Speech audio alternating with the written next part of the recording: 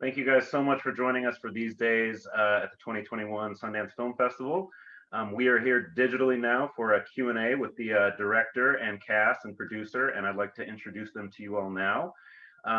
First, we have the executive producer, writer, and director of these days, Adam Brooks, executive producer, Peter Seraph, and the wonderful cast members, Marianne Rendon and William Jackson Harper. Thank you guys so much for joining us. Thanks for having us. I never imagined back when you guys submitted this project to us in September that we would still be needing to do a Zoom Q&A for this now in January, but here we are. So talk a little bit about Adam, about the the genesis of the project and what made you want to shoot a quarantine era series and all that stuff. It started when Peter, who's an old friend of mine, and we've been really wanting to make something together for a long time, called me sometime at the beginning of April and said, I really think we should try to tell a story. I feel, I have to do something. I want to do something. We're storytellers. There must be a story that can touch people or affect people about what we're all going through. And at first I wasn't sure that, does anybody really want to see that? And we're in it. But I did also feel that I often feel that nobody wants to see the thing I want to do when I'm starting. And I started thinking about what would it be? And also I realized because it would be shot remotely, that more than ever, the relationship with the actors would be central to how this would turn out. Besides figuring out the technical difficulties, Marianne was one of the leads in my TV show Imposters. And from the moment we started working together, I felt a very special kinship with her in terms of the kind of actor she is and the kind of person. And so I started thinking of a story that she would be at the center of. The more I thought about it, the more excited I was. We would talk, I would give her little prompts, she would send me videos, and then very quickly we had a script. And I would say about 4 or 5 weeks later, we were close to shooting. The other key element was casting the part of Will. And I just want to say that, actors who are as adept at comedy and feeling real and being dramatic all in equal proportions is what I'm always attracted to. And from seeing Will and his work, I felt that he would be a wonderful fit for this. And I had a feeling also that Marianne and Will I hoped would have that would work well together. Yeah, no, they do have an amazing chemistry. And so you've never met Will, right? I've never met Will. And so how do you go about casting something in this, crazy time that we're living in? And then also the follow-up to that would be how do you go about shooting it? That was in a way, figuring that out was the trickiest thing and kind of fun. We decided to shoot with iPhones that it was already difficult enough that the actors would be responsible for their own camera setups and sound and everything, and that we should use something that everyone was familiar with. With Toby Datum, the cinematographer, and especially with Theo Brooks, who was the other producer, we settled on this system where we used everyone got a package with microphones and minimal lighting things, 2 iPhones. One was an iPhone 11 Pro that filmed the actors, and the other was an iPhone 11 that acted as a Zoom screen so that they could see each other and see me and see Toby, and we could communicate. Wow, that's fascinating. So Marianne and Will, how did you guys, you do have a great chemistry in the series. How did you prepare for, doing this, which I'm sure neither of you have ever had to shoot a project this way. What was that process like? Yeah, well, Adam and I really created May together. There'd be times where, I think Adam would say, I just have this feeling, I think she's a dancer. I want her to be an artist in some way.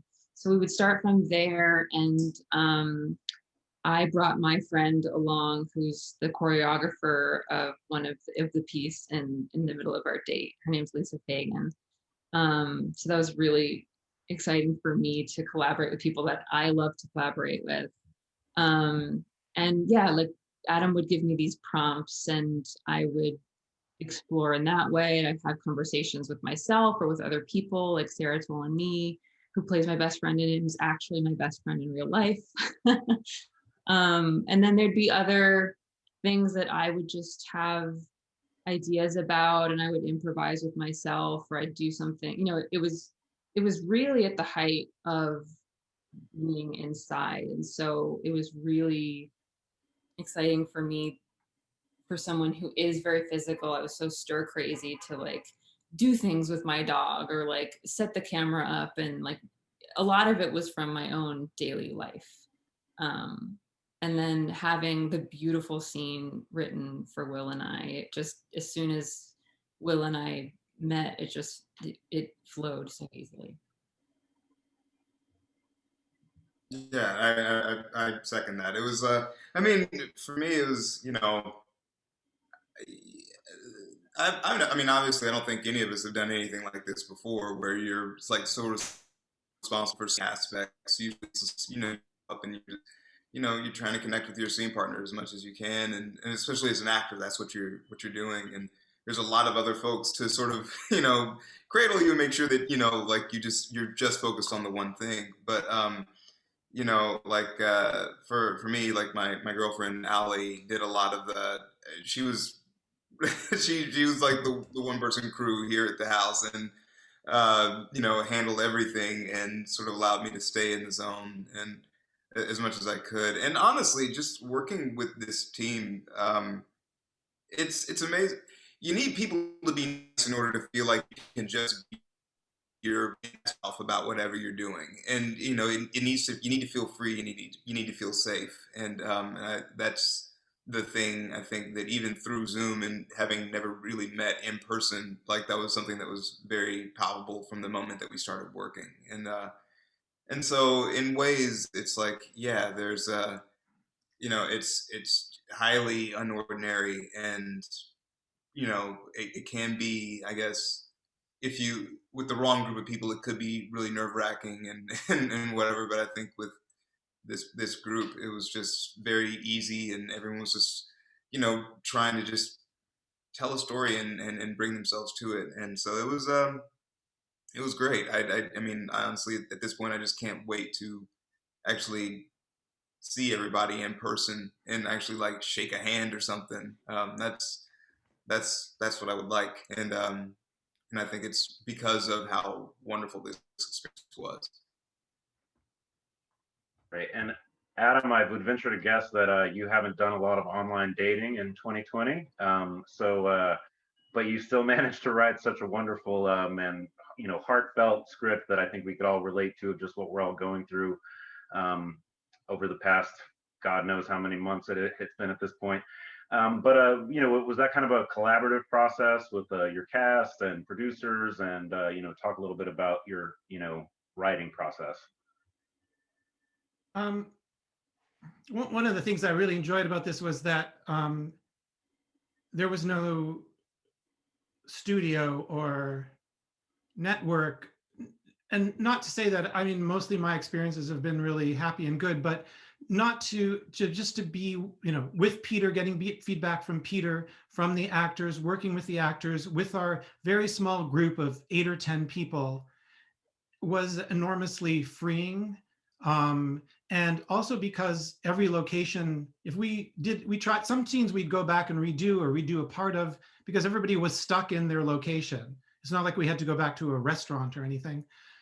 So there was this playfulness of like, I could call up Will and Marianne and say, hey guys, do you have an hour and a half tomorrow at 2:00? I really just want to like do one more thing with this. And we do it. And it was, it was like making films as a teenager or at film school. There was a do-it-yourself quality, and yet we brought all our experience to it. But mostly I was hoping that we could find something in the writing and in the performances that captured something in between the lines of our experience going through this, that wasn't on the nose about it, that felt real because it was between those things, that captured a sense of loss I think we all had about our lives, and a character who actually she's grieving for someone who we're not sure about what that is yet. And that I wanted to make sure that there were stories that we could pick up later, that we didn't have to answer in this pilot. They could be just left hanging. And that in our isolation, there was still this world around us, and that sense of, do we engage? How do we engage? Is this connection real or not? I guess that's a kind of rambling way of the things I was thinking about. And working with Peter and Marianne, they were part of it. But when I gave the script to Will, I was so happy that he responded for those reasons, I think, when he read it, so we were all making the same thing. Yeah, so as someone, I'm glad you touched upon, making episodic work, independently, because that's kind of like the whole reason that we created our episodic program and our indie series program. Is just as someone who used to work in television myself, I know the drill is you go in and you pitch, and then basically when they accept your offer to like make a pilot, they basically take away all of your creative rights. So Peter, who also has a feature film produced this year called Land, and has had many other projects at Sundance in the past. What's that? What's kind of like the plunge with taking that risk and making a episodic pilot? Not knowing what's going to happen. How is that different from producing features that are made independently? Well, we've all worked in television, and it is its own process. And I really like working in television, just because I like working in film too, which is where most of my work has been. But it exercises different muscles. But what was great about this piece was, like you say, doing it independently, was the intention was, hey, like Adam said at the beginning, like what can we make now, and what can we make now that's like about sort of the moment that we're going through in this isolation. How are people connecting? And everybody came at it with that same intention of what's the best thing that we can make, and how can we connect? And through it, like as we're talking here, I'm realizing we all made these connections with each other in the creative process and in the technical process of doing it. So we sort of lived the story that we were trying to tell, and I think hopefully that's reflected in the final product. But it was very liberating. It was very fun, and it was kind of like Adam was saying, it was like going back to early in your career, where you just sort of making everything up as you go along, figuring it out. Mm-hmm. And so, just in figuring out the creative process, like I know, we have this one episode, and where do these characters go from here, and how do you kind of reconcile that with like, hopefully, what would be the end of what we're of this like abnormal situation that we're going with?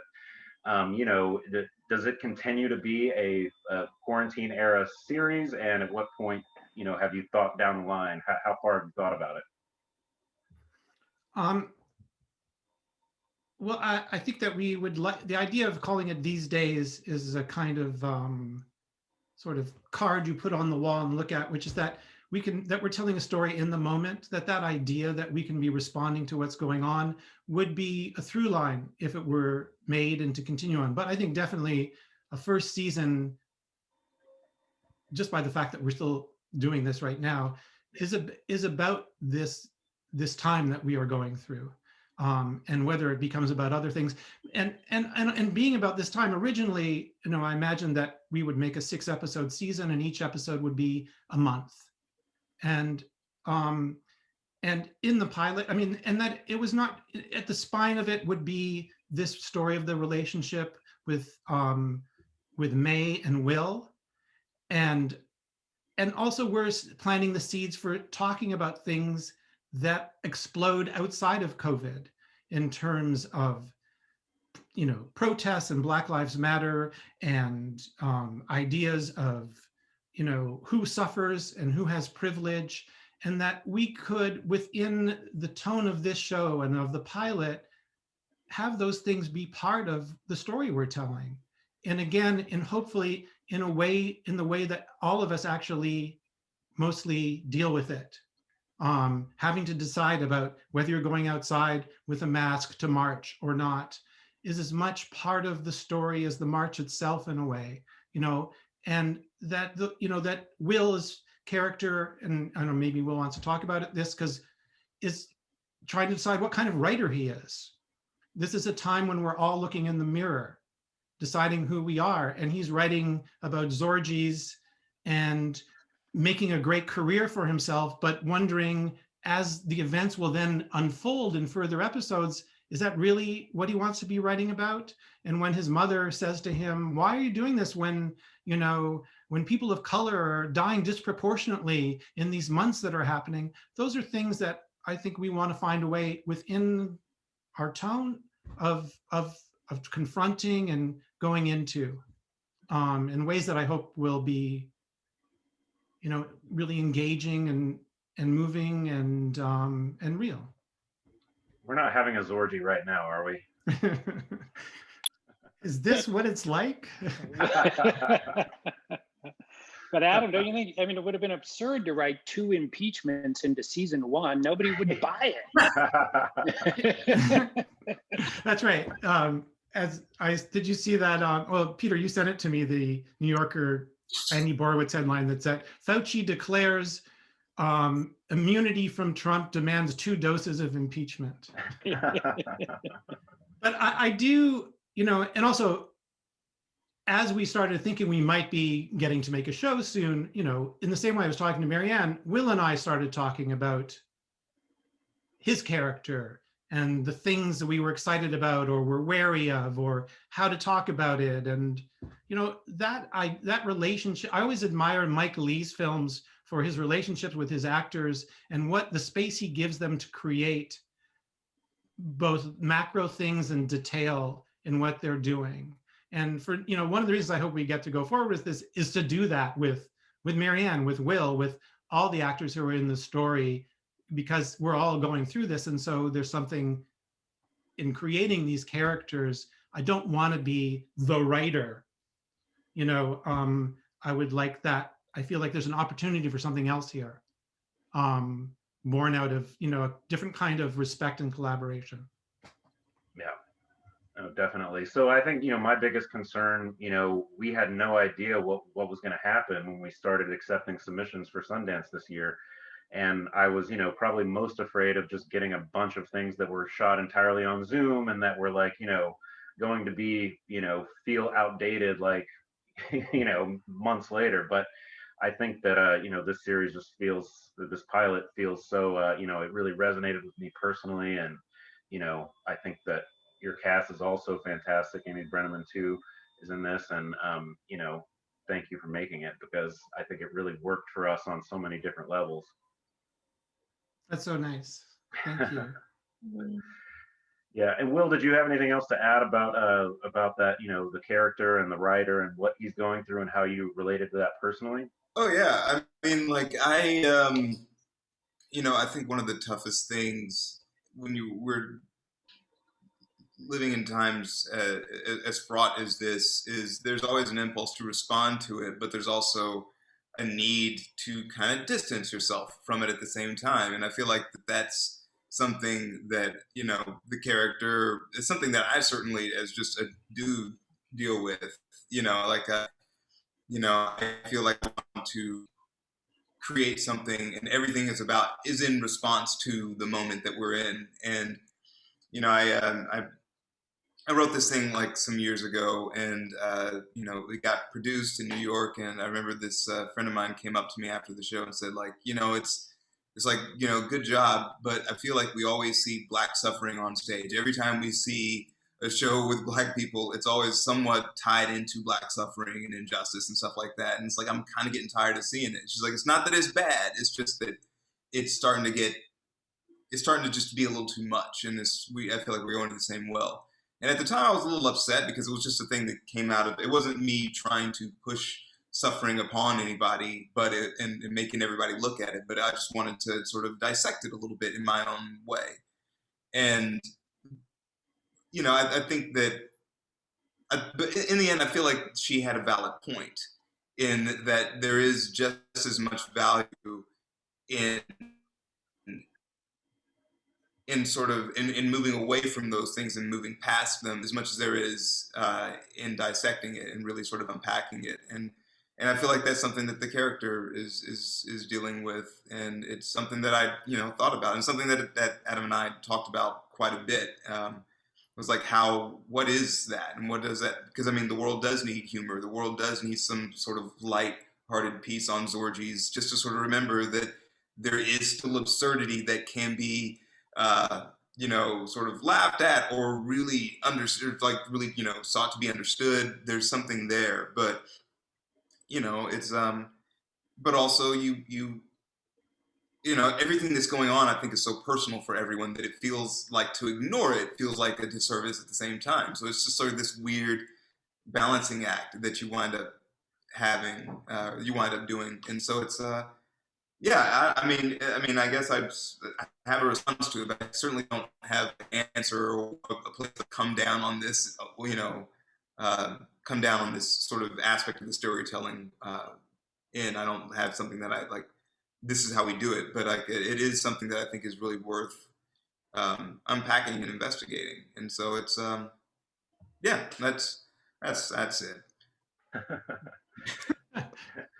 So, Marianne, not to put you on the spot, do you have any training as a dancer? And if so, or if not, could you show us some dance moves?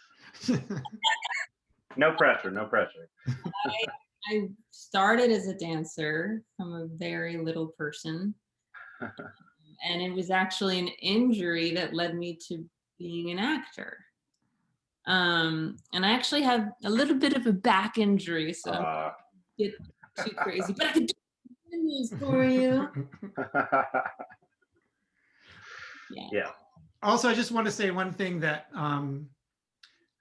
we decided not to let, Will didn't see any dance rehearsals. So, and because we were shooting both sides at the same time always, when we did the first take of the dance, it was the first time Will had seen the dance. And what was so wonderful was his reactions were so in the moment. And I think everything we used during the dance is from that first take,